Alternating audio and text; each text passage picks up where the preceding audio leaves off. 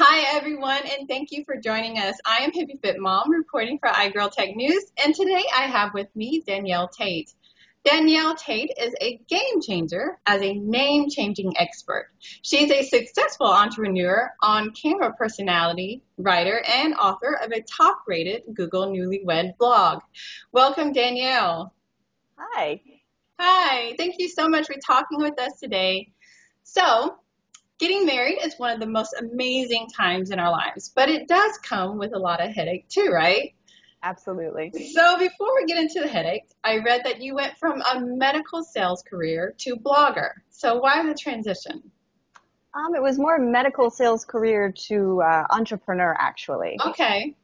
So after I got married in 2005, I had a lot of difficulty changing my name.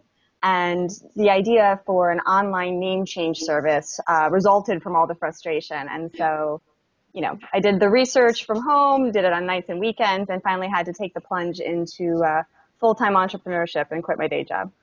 Okay, so I did read that it took you like 13 hours for you to change your name. So why did it take so long for you to change your name? And is that typical for people getting married? Does that usually happen? 13 hours is the average amount of time it takes any bride in any state to change her name if she's sort of reinventing the wheel. So every state has a different filing process, different fees, different formats. So while you may think, oh, I just need to change my name on my driver's license, there's actually Social Security, the IRS 8822, your passport, voter registration, vehicle title and registration. It's this never-ending list of forms and offices. So the concept of MissNowMrs cuts through all of the red tape, streamlines the process, and condenses it into about 30 minutes. So how do you do that? How does that work? We're very similar to an online tax preparation service. Okay. So instead of going to all the different offices, collecting all of the forms, sitting down, reading them all, filling them out, and then trying to decipher what goes where in what order, you create an online account at MissNowMrs. We ask you what's your name now, what's your new name, your address, and we're going to auto-complete all of the necessary forms. And just like a tax service, you're going to print them out and sign them, and we'll give you detailed instructions. Sign here, date here, here's a bulleted list of everything you need, and the filing order for you in your state and your situation. Sounds very convenient. We try. Easy and easy. So I'm curious, what are some of the struggles you face starting your company that is so reliant on technology?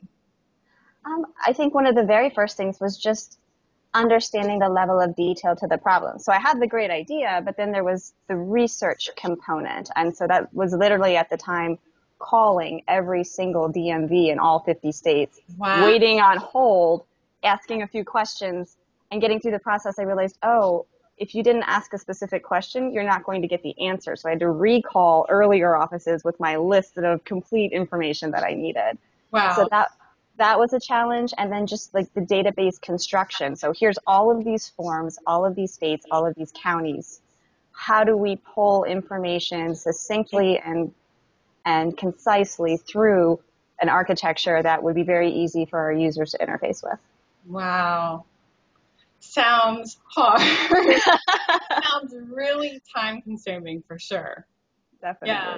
Female founders only get 4.2% of VC funding. How do you feel about that, and what do you think we can do to change that?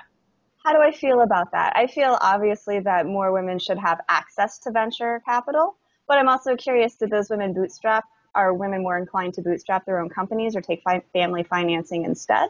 Mm-hmm. That's an interesting fact. It's a surprising fact, and I'm sure it's a fact that will change as more and more female entrepreneurs continue to come up with amazing ideas and grow them. I agree.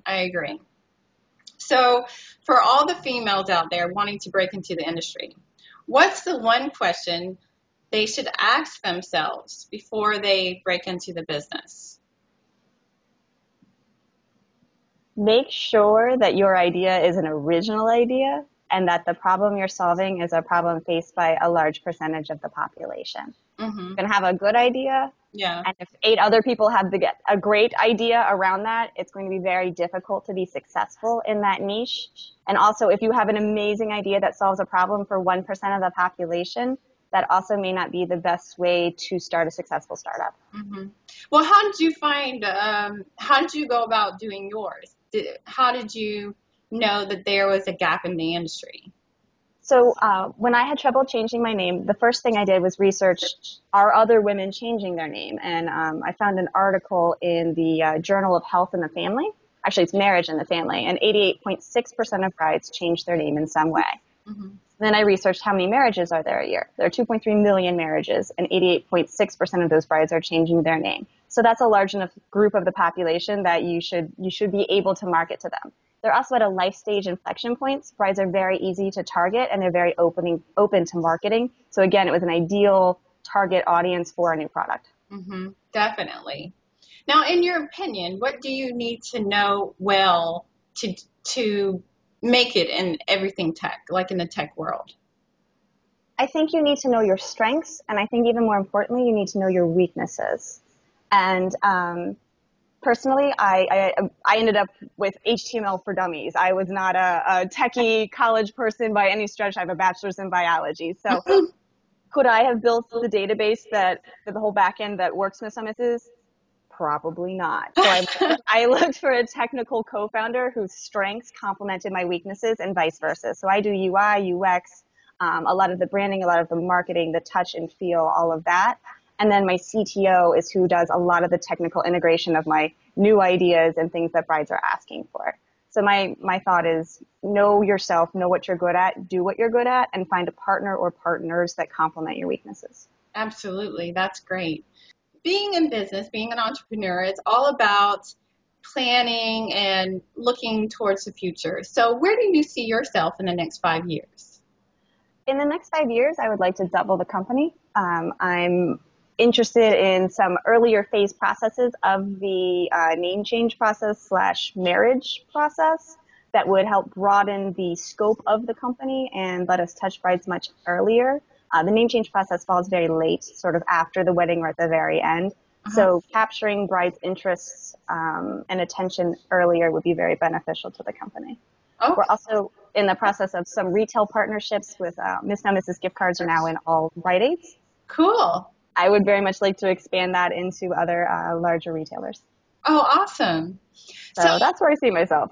Oh, great. That's a great plan. And how would you see yourself getting there? Are there ways, I mean, do you do research or how do you plan on getting there? I'm just curious. So a new website is currently being created towards the front stages of marriage. Not going to be able to give you too many details on that, but an immense amount of research is being put into that. That's a very big growth component. I'm also working on some strategic partnerships within the retail industry. Again, those will be leveraged into bigger partnerships and the growth of the company later. So there are dots that are connecting, and there's a lot of work involved, but it's also a lot of fun. Awesome. And I know that being an entrepreneur and a businesswoman, it can be taxing sometimes. And a mom. Oh, and a mom. So what keeps you motivated? What keeps you inspired? This is going to sound a little trite, but I actually have an inspirational Pinterest board. So if I've got early morning meetings or never-ending conference calls or something, and I'm just dragging a little bit, I flip that open, I look through some quotes from Mandino, I look through just different things, and I find that very motivating. I also try to stay plugged into the entrepreneurial community.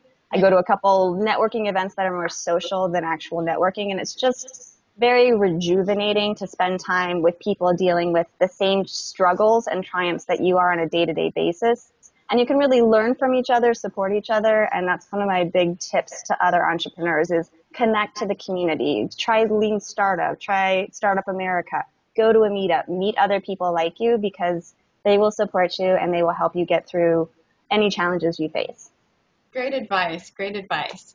And before we go, can you give one key advice for girls wanting to break into the tech world? Is there something for the non-techies maybe, or even for the more advanced techies? What kind of advice would you give them? You know, a great piece of advice I received is it doesn't matter if you are the smartest person in the room or the most skilled person in the room, and you can apply that to, the most technical person in the room. It matters that you work the hardest. Mm-hmm. So if you have a great idea and it has a technical component or it's all technical, you can outwork anybody that has a degree that you don't have, that has influence that you don't have. And I feel like motivation and inspiration and just sort of the will to succeed is what's necessary. Awesome. Awesome.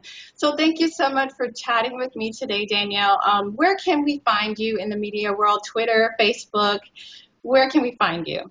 You can find me at MissNowMrs.com. You can find me at MissNowMrs.com on Twitter. And our Facebook handle is Facebook.com/MissNowMrs. Awesome. It definitely was a pleasure, and thank you for joining us. And make sure you check out iGirl Tech News at iGirlTechNews.com. And until next time, everyone, be good.